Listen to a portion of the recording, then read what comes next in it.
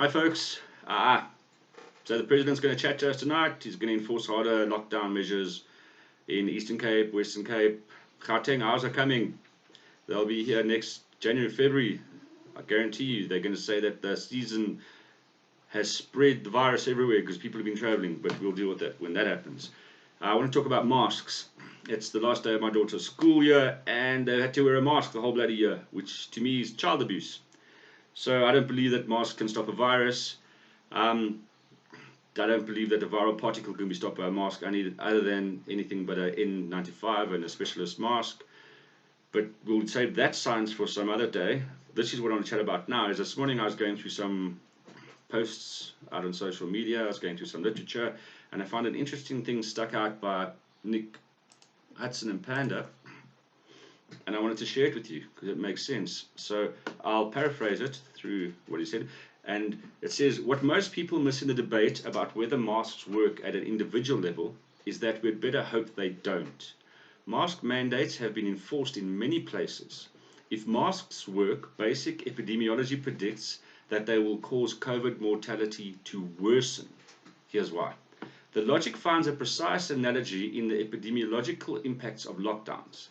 Basic epidemiology predicts that in the face of age-graduated mortality, which COVID demonstrates, general lockdown will cause worse mortality outcomes than doing nothing, which will in turn be worse than focused protection advocated by the Great Barrington Declaration.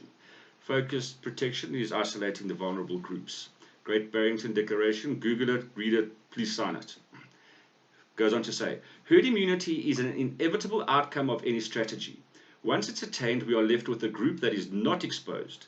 Minimizing harm involves making sure that the unexposed group contains as many of the vulnerable as possible.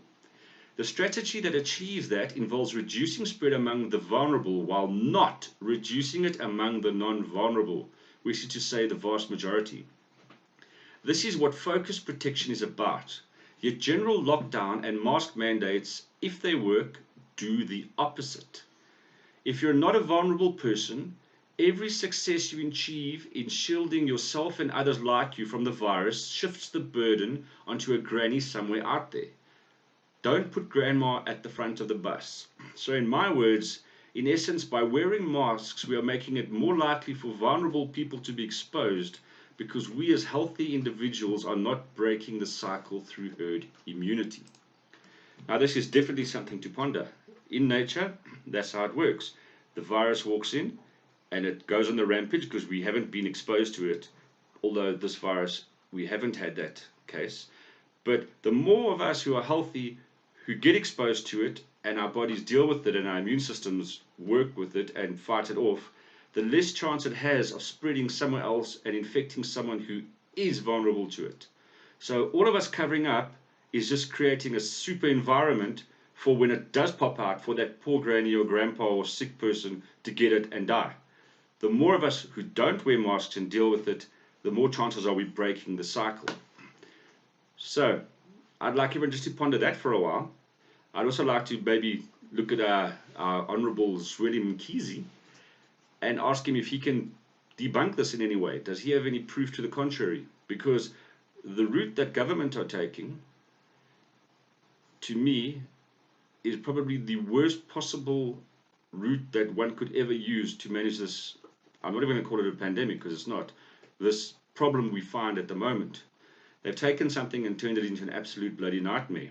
And in fact, a lot of what they've done, in my opinion, could be considered gross violations of our human rights. And in time, the science will come out, and then there will be consequences for these gross violations. So maybe we should all just start asking questions and looking at the different science that's available and stop following mainstream media, because they're just going to regurgitate the same thing time and time again and create fear and hype. Go look at the Great Barrington Declaration, start searching online, start educating yourself and ask questions and put pressure up. Because remember, the government aren't there other than to serve us. They are there to make sure our lives are better and we are taken care of. And at the moment, they're not. At the moment, we're turning into a dictatorship. Everything's being pushed from the top down. So let's just push back a little now and start asking these questions. Become a bit more active and ask your local councillor to give you some more feedback on these sort of questions as well. Let's at ground level start pushing out a bit as well. And then let's wait to see what happens tonight. Take care, everyone. I hope this is a bit more informative. I know that Panda are going to issue a more readable PDF or broadcast of what I've just tried to convey to you. When it does come out, I'll send it to all the folks who are on my mailing list, and the rest of us can just share it. So let's all become educated. Take care, my friends. Bye-bye.